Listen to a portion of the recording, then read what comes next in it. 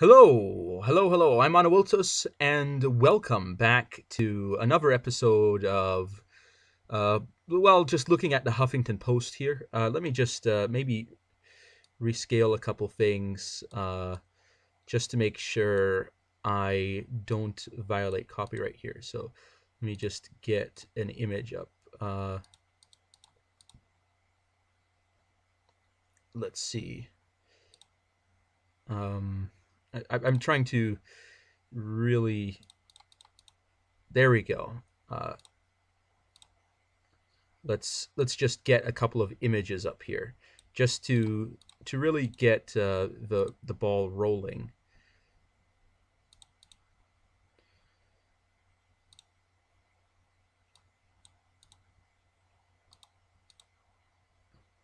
Okay, there we go. That ought to keep things safe. So anyway, on the live stream, I was looking at Democratic presidential candidates sound very similar on immigration, and then Murad showed up, so I didn't actually end up going over this article, but since I had it open, I decided that I might as well go over it anyway. Let me just bring out a little Pepe here in the corner, and let's get some action there, just for some there. Okay, so Trump's draconian immigration policies have made it easier for Democrats to find common ground on a once contentious issue. So the Democratic Party, in large, when it concerns their candidates anyway, seem to have a similar opinion, according to this. But the real question is, are Trump's immigration policies draconian? From what I see from the rest of the world, it doesn't really seem to me that it's in any way extraordinary. But let's actually take a look. Four Democratic presidential candidates pledged to roll back President Donald Trump's executive actions on immigration and make comprehensive immigration reform a priority issue at a forum Friday in Pasadena, California. The similarity in their positions underscores how Trump's hardline policies have united Democrats on what was once a sharply divisive issue. Okay, so they're coming together and they're building a consensus so that they can unite against Donald Trump with unity. I can respect that to some extent. Yeah, that's always good to see that people can agree on things. Echoing one another over a series of four solo question and answer periods, Senator Kamala Harris, former Housing and Urban Development Secretary, I think he's Hispanic, so would it be Julian Castro, or is it just Julian Castro? I apologize. I've never heard of this man's name in person or in by sound, so I can only guess at to how it's pronounced. Senator Bernie Sanders and Washington Governor Jay Inslee said they would work with activists to get a comprehensive reform bill to Congress shortly after taking office. Why do you need to work with activists on this? What are the activists going to do? Aren't you the politicians? What do you need the activists for? If you're going to get a bill, the activists don't have any right to write bills for Congress. In fact, now that I think of it, that may be slightly. Well, I guess if the activist hands it over to a congressman or particular representative, because senators can't make bills that involve expenses, so the representative would then represent it to Congress. So in theory, yes, you could have an activist, but why activists? Why not lawyers, legal experts? It just sounds a bit weird that you're using activists. I don't know. Maybe there's some logic behind this. Maybe maybe it's because I've never been to California. I don't know. At least three of them pledged to do so in their first 100 days. Okay, wait a second. These are presidential candidates. They can't do that. They they can't put a bill in front of Congress if they're president. That's an unrealistic promise. An unrealistic promise. What you should say is that you will encourage members of Congress to put a bill. You shouldn't say that we're going to get a bill out, because if you lose the congressional elections or you don't get as many seats, then it's probably not going to happen. Just say. The fourth, Inslee, said he would do so as soon as humanly possible. First day, maybe? Nah. Well, we'll see. Every day that we do not resolve this issue, there are real consequences for real people, Harris said. And that is true.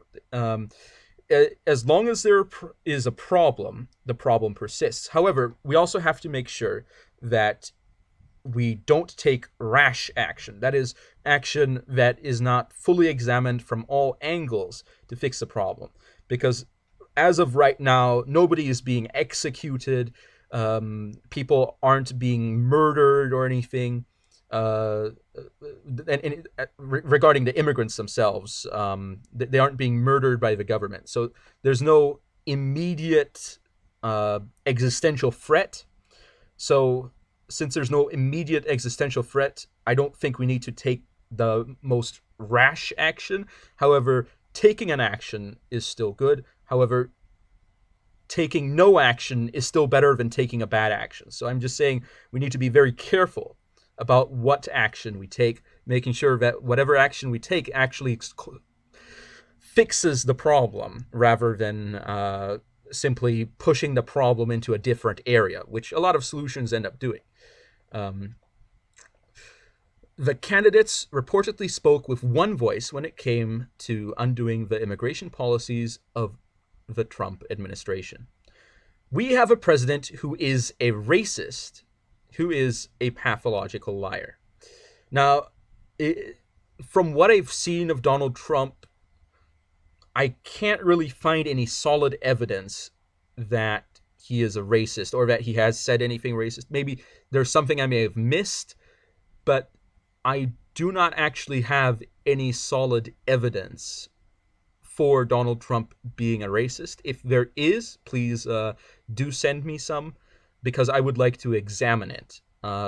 Because in my experience, many of these allegations of racism, particularly coming from the Democratic Party, are indeed trumped up, to make a pun there, and really are based on weird definitions of racism and on uncharitable interpretations of things Donald Trump has said. However, when it comes to any intentional and unambiguous racist statement, I can't think of any that Donald Trump has made. Now, when it concerns Donald Trump's honesty, I do think that one of the most the weirdest thing I heard coming out of Donald Trump is when he started saying "Lyin' Ted," because I thought, well, I could go back and maybe find 100 times, maybe even 1,000 times, where Donald Trump's statements have not lined up with fact for every time that you could find it for Ted Cruz. But so when it says pathological, though, I don't know if you can really pathologize it. However, Donald Trump very frequently is not aware of the facts or doesn't care about the facts before making a statement. He doesn't care to research first. So when I think the best way to maybe say it is that he is intellectually dishonest. I think maybe that's a more accurate statement rather than saying he's a pathological liar. Because that implies there's a pathology, which might not be the most accurate statement. But saying that he is a liar, yeah, he probably is. So I do sort of half agree with this statement. Sanders said in his opening remarks, Bernie Sanders, of course, all four candidates would overturn the travel restrictions on some Muslim-majority countries and reinstate the Obama-era program to protect dreamers, known as Deferred Action for Childhood Arrivals. So, regarding the travel restrictions for Muslim-majority countries, the particular countries that were restricted were all countries that had either a high degree of terrorism or violent insurgency or a strong religious extremist activity going on in there, where from particular perspectives, it might make sense to restrict travel or at least to increase the vetting of travelers and immigrants to make sure that there are no violent elements coming into the country. I think that is a fair position to take. Now, when saying whether it's a ban particularly on Muslims, that is an oft said but highly inaccurate statement, as some of the most populous Islamic countries were not included on the ban. For example, Indonesia, which has more Muslims than any other country, was not on the ban. And there are many other majority Islamic countries that were not on the ban either. So saying that this was targeted specifically towards Muslims is not accurate. However, saying that it is targeted toward particular groups within particular countries in order to prevent a potential influx of maybe a terrorist or violent extremist is perhaps an accurate statement to make. But let's be honest here. There are very few places where there are severe terrorism and armed insurgency currently speaking, or at least at the time when the travel decision that was made, that were not Islamic. So I would say it is something that correlates. I wouldn't say that it is something that is causative. I'm not saying that these people are having all these problems because they're Muslim. I'm just saying that it just so happens to be at the same time that a lot of these problems were occurring. But for example, if it were Ireland during the high time of terrorism in Ireland, that country may have been put on the list even though it's not majority Islamic. However, it just so happens that such violence was not occurring in Ireland at the time. And of course, there are already other countries where travel is already restricted, such as North Korea, for example. So there you go. But now the Obama-era program deferred action for childhood arrivals is for individuals who, as children, are brought into the United States, and it essentially is in favor of not deporting them as children.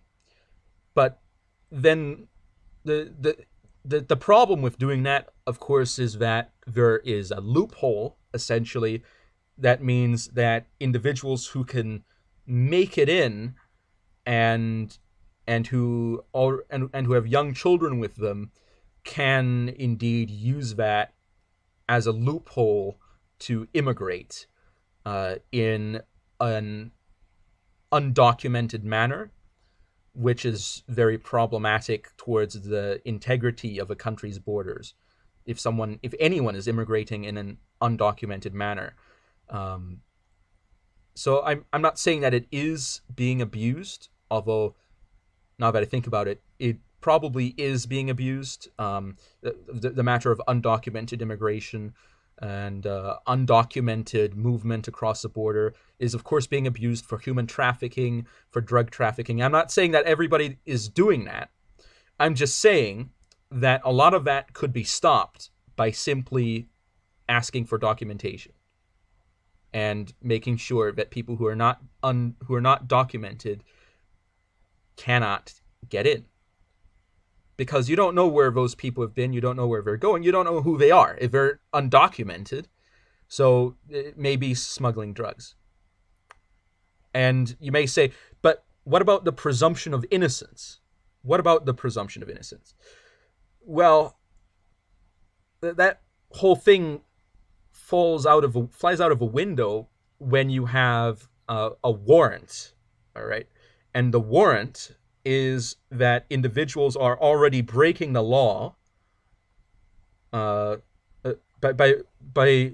presumption of innocence. I'm not talking about on a trial. I'm talking about on day-to-day activity. For example, the police isn't going to arrest someone that they don't suspect is involved in a crime, for example, that. And then they get a warrant to arrest, and then there's a presumption of innocence in court until that person is proven guilty. But when it concerns arresting people, if someone is committing a crime, it makes sense to arrest that person, even if we're not accusing them of bringing in drugs, it's important to know what's going in and out of your country, because otherwise the government cannot fulfill its important role in protecting the people that are living in that country. Okay. They all repeatedly condemned the White House's 7-week experiment with systematic family separations at the border last year. Now, you may be asking, this, and Harris called the policy a human rights violation committed by the United States government. But the question here that everyone should be asking is, why would they do this? Why would they separate the families? It's not the question of they are doing this, which you can condemn that all you like, but you have to ask, what is the reasoning behind it? What reason do they have for doing this?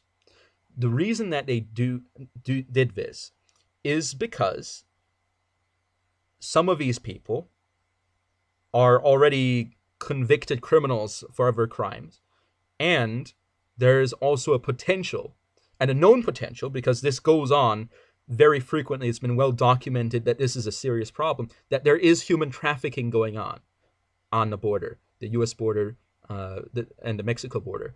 There is human trafficking occurring there. Humans are being moved as slaves, essentially, between the United States and Mexico, and the government needs to find out who these people are, and they don't really want to keep them together, because if someone is abusing that person, there might be ongoing abuse, and the government is trying to determine who everyone is before they let them out, because they don't know. Because these people, if they're undocumented, you have no way of knowing whether that person has legal custody of a child that they're moving. You have no way of knowing if that is the person's actual child, or if it's someone that person is kidnapping. And that's why documentation is important. Another theme that united them was ending their reliance on private prison contractors to provide bed space for the migrant detention system. Such a move, which could be accomplished without congressional approval, would drastically scale back a system in which most lockups are privately run as for-profit enterprises. Well, I think the best way to... There's a couple things I say to that regarding the outsourcing of bed space to private institutions. First of all, the individuals who decide how many people they're going to send there should be the government, without any interference from the private institutions, so that the private institutions can't use this to take advantage of the situation. Second of all right, the second bit there is that without, of course, the private institutions being capable of doing this, there has to be a security that these people are being treated in a proper manner while they are being detained. So that is a requirement that needs to be placed on the private institution. But I'm not actually against the outsourcing of this to private institutions. I think that as long as the people are being treated well, and the government is the ones making the decisions as to who gets these people, that so that there's no lobbying and corruption involved here, that it's fine. Because otherwise we would have to simply spend more taxpayer money to get this done, because then the government itself would have to build more facilities and manage more facilities, and more taxpayer money is being used. So it makes sense to outsource this to a private company, as long as there are provisions that the company is not making the decisions in the relationship, and that the people that are being sent there are being treated correctly. Okay. In speeches that were long on pro-immigrant sentiment and often short on policy specifics, Castro did the most to set himself apart by highlighting his call for the decriminalization of border crossings. Why would you do that? A position he first staked out last month when he became the first Democratic presidential candidate to release a comprehensive plan. Why in the world would you run for president and attempt to decriminalize border crossings? What in the world? Well, first of all, this is an admission that everybody that is crossing the border in an undocumented manner is indeed a criminal. So by saying that it should be decriminalized, he is admitting that it is a crime. And so therefore he is also justifying that they should be treated as criminals. However, that's besides the point. What advantage, or rather, what good would come from the U.S. decriminalizing border crossings? It essentially ruins the U.S.'s ability for securing its citizens from individual external threats, such as terrorists sneaking in, people coming across with illegal drugs, people trafficking other humans, and also and gun smuggling, Operation Fast and Furious there. So there's all sorts of problems that would arise from this that it would simply be solved by actually defending your border. Just imagine how much money that would save people inside the country by not being negatively affected by the gang violence that is crossing the border, by the human trafficking that is ruining and destroying lives, by the highly addictive illegal drugs that are sometimes killing people and putting people in a very bad state health-wise. Just imagine all the money that is wasted on trying to help these problems inside the country that would simply be saved by closing off the supply. And also the problems with gun running and all that, which should be a serious concern for the Democratic candidate, because the Democratic Party is indeed very interested in gun control. But by opening the border, you're essentially ruining your ability for gun control. Because what that means is that if you establish gun control, then that just means that now only the criminals have guns, and the regular law-abiding citizens don't, and the criminals have an easy way to sneak the guns in. So that's a problem. Other Democratic candidates have decried the Trump policy of family separations at the border, but have declined to follow Castro in calling for the repeal of the law that made it possible. Crossing the border illegally is a federal crime punishable by up to 6 months for the first offense. Homeland Security officials argue that those penalties help deter migrants, but critics contend that criminal charges for illegal crossings are costly and redundant. Now, this is some countries, if you cross the border illegally, they simply put a bullet in your head.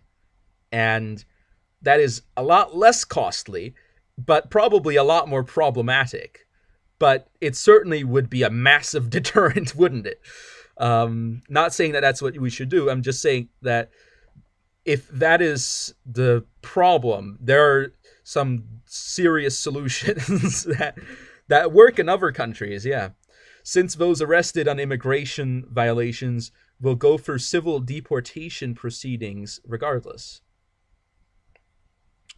Immigration prosecutions, and again, I don't see the point in putting a long-term imprisonment for people that are coming into the country illegally. That's just putting them into the country for a longer time, because the problem that is arising is that they're in your country without the permission of the country, which means that they should leave.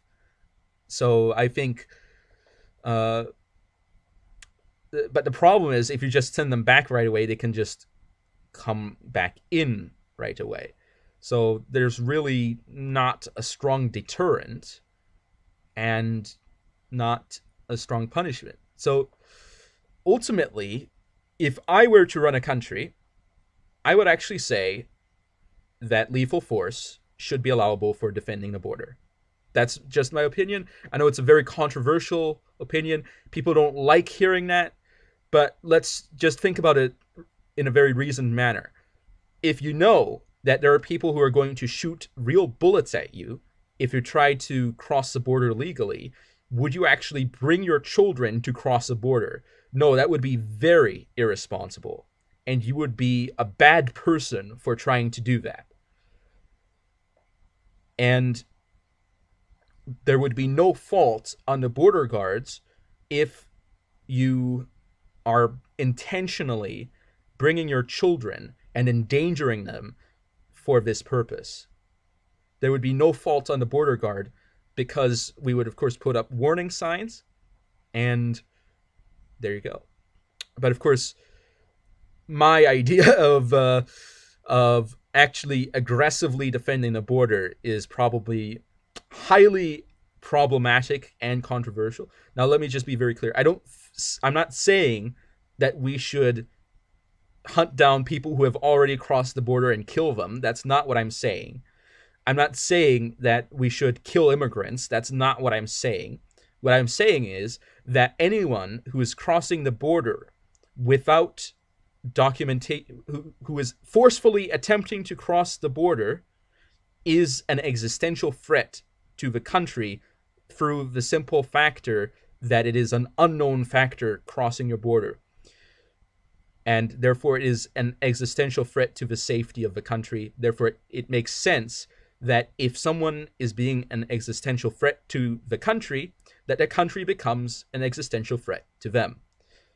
That I feel similarly about treason and about certain other things as well. But there you go. Immigration prosecutions take up more than half the federal criminal caseload under the zero-tolerance policy adopted by Trump's first pick for Attorney General, Jeff Sessions. Well, compared to what I said, that's probably a lot of tolerance right there. The Justice Department's focus on such prosecutions, however, dates to the George W. Bush years and had already swallowed up half the federal criminal docket by Obama's first year in office.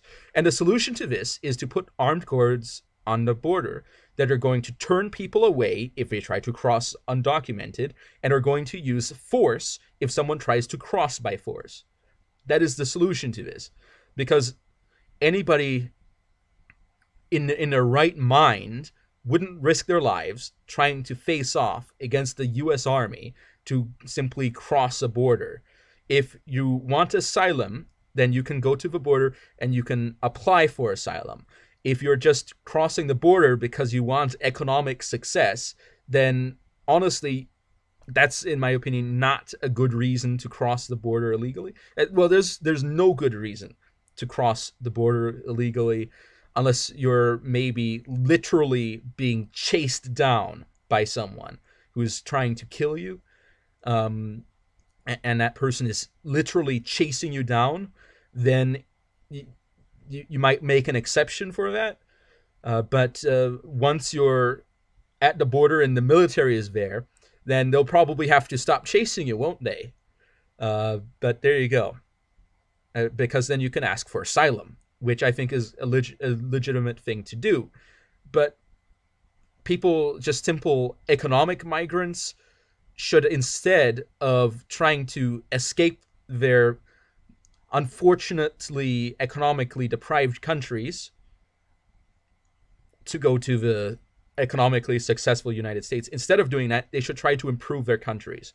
And you may say that's a very harsh thing to say, but honestly, if the best and brightest of those countries keep leaving those countries are going to stay poor forever. So there is something to be said with actually getting those people that actually want to work hard and having them stay in their countries so that they can work hard there to actually build up their countries rather than coming into other countries and leaving their own countries deprived. I think there is something to be said for that.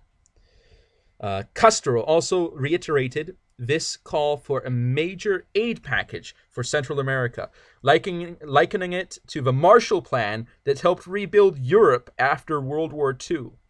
But the real question is, whose fault is it that Central America is having all these problems? It's not the United States' fault. It's not the fault of a government that has been oppressing and murdering much of its own population. It's not the fault of a major war that has killed millions upon millions of people. It's the fault of the governments and the people living in those countries that support those governments that are simply going through bad economic policies and are allowing gang violence to occur and are allowing these countries to really fall apart. And they have a lot of corruption there. So sending aid to highly corrupt governments isn't really going to do anything besides enable them to be highly corrupt, because what is going to remove them from power is their failure as governments, their failure to secure success and prosperity for their people is going to get them out of power. And what we are doing by sending them more aid is we're propping them up, and we're allowing them to continue functioning in such a dysfunctional state. So we should not reward them. And you may say, what about the people? The people are suffering in those countries. Well, that's not the responsibility of the United States. The United States has a responsibility to its own people first, and to its allies, its actual direct allies second, if we have an agreement that is an equitable agreement and that is a useful agreement for the United States. And I don't believe that the United States can or should be playing around with simply sending its money all over the world, essentially allowing people to continue in a bad state. I think that countries should operate under a system of individualistic competition, that if one country is failing, the country needs to attempt to reform itself so that it gets better, rather than attempting to get propped up by the countries around it to continue a failing system. Inslee, who has made climate change issues the thrust of his campaign, called for the United States to develop a plan to address environmental destruction in Central America, where global warming has already begun disrupting agriculture. And why do we need to play the economic and imperialist game with Central America? This is imperialism, all right? This is imperialism. This is colonialism. This is what all the SJWs say they hate, yet now the Democratic Party is going full in on saying, well, they can't manage their own countries, so we're going to go in there and do it for them. Isn't that the imperial attitude that everybody is always talking about? That this is something that they disapproved of, this paternalistic idea, the white man's burden. Maybe not the white man's burden in this case, but still is sort of a similar idea, the American burden to lead the world and to make the whole world better, despite the failings of the governments in those other countries. There you go. We already know we have climate migrants today. That is a very disputable statement. Castro was the first to release a comprehensive policy statement on immigration last month. Beto O'Rourke, who did not appear at Friday's forum, was the second major candidate to release one, followed by Inslee on Friday morning. Okay, do you have information? Okay, good. So Roque Planas, or Roque Planas, sorry, perhaps I mispronounced your name. I apologize. National reporter at Huffington Post, please do not harass that person. If you have a correction to submit about the article, there is a button for it. However, I do have to say that overall, I disagree with a lot of the viewpoints that these candidates have. I think that defending the border, defending this territory, is one of the primary functions of a government. And removing a border puts the citizens of that government at extreme risk. I also believe that going into Central America and attempting to micromanage their countries for them is something that is somewhat imperialist and colonialist, and by the standards that many of these people have, should in fact be something that they should be standing against rather than for. But I guess now, for the sake of solving the climate change issue, everything is allowable. You know, I'm against imperialism, I'm against colonialism, but if it helps save the planet, I'm gonna go right in, conquer the world.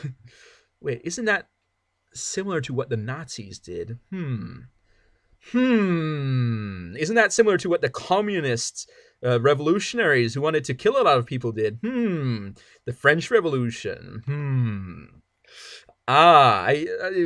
Things are starting to connect here. We're seeing that some people seem to have a lot more in common than they may have originally believed. But anyway, I'm going to leave it at that. Tell me what you think in the comments section below. Do you strongly disagree on something I've said? I'd be happy to hear it. Do you have a counter-argument against something I said? Or perhaps the counter-argument to something the article said. Maybe there's something that, a position that you may have that I have not heard. That may always be interesting to hear. So I would love to hear that. So thank you all for watching or listening, for that matter. And I will be seeing you all next time on A Vultus Over and Out.